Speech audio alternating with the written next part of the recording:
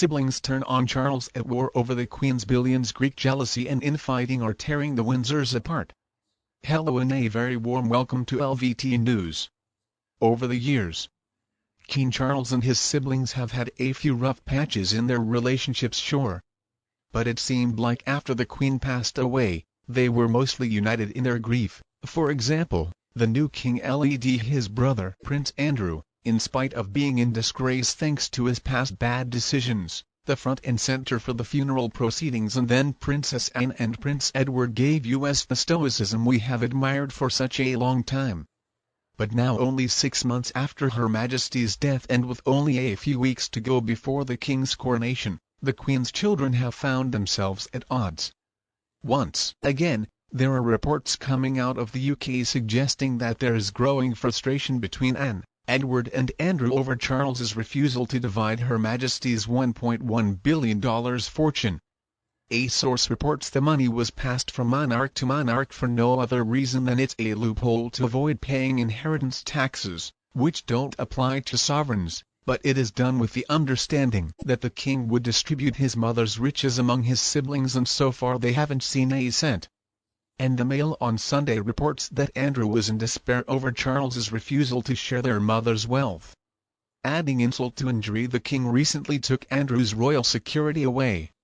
He's kicked him out of his Buckingham Palace offices, and he also told him that he needs to trade in his 33-room royal lodge at Windsor for the comparatively small Frogmore cottage, and he even refused to pay the bill for his $52,000 a year Indian healing guru who teaches him yoga. A source says Andrew is by far the worst off out of all of this.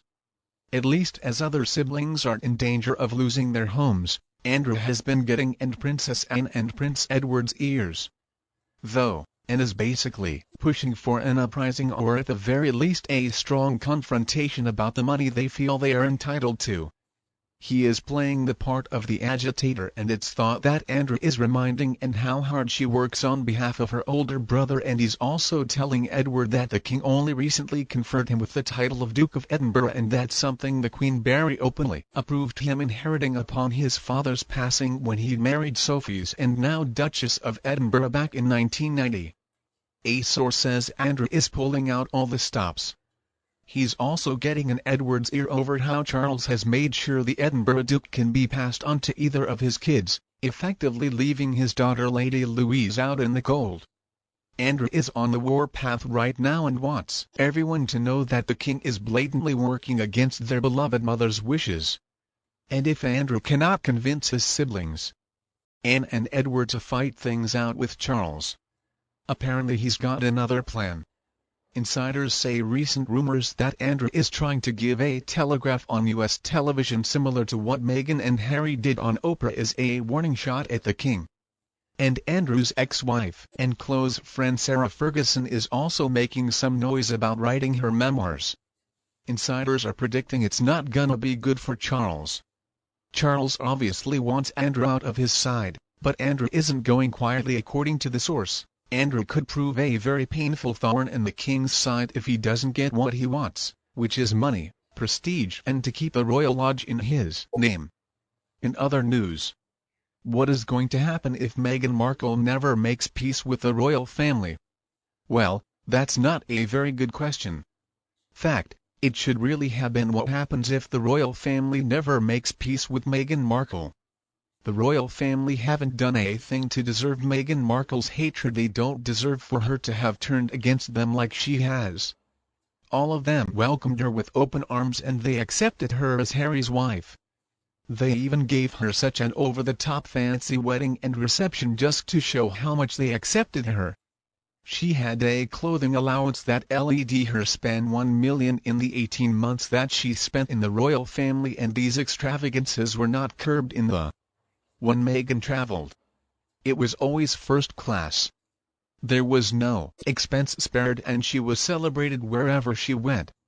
She and Harry were offered a 21-room apartment in Kensington Palace as their London home, but they didn't want it. I mean, what more could they expect?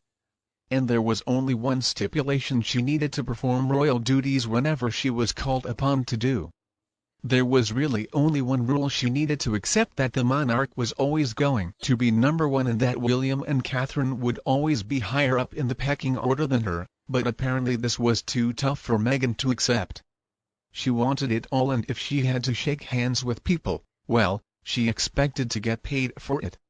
Meghan also wanted confirmation that eventually it would be possible to rise above Catherine, her enemy, the woman she most disliked, and that even perhaps one day Harry could be king and she would be the queen. Well, they told her that she was dreaming, that none of that could ever happen, and so then she was done, and the rest, as we say, is history. So since it was Meghan who was so disrespectful towards the royal family, why should the royal family try to make up with her to even get halfway to first base? Meghan would need to apologize.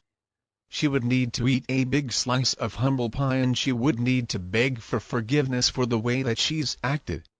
And since it's very unlikely that any of that is going to happen, I'm afraid that Meghan is doomed to always be an outsider. There is no chance of a reconciliation. Meghan has brought this on herself, though I mean as a royal the world was offered to her on a silver platter. But it wasn't good enough for her, and now she's the Duchess of Sussex, Meghan Markle, and she's a nobody, and even worse by those whose acquaintance she most saw it, she is not even liked at this point. Now I know that has to be a tough pill to swallow, but this is all her fault.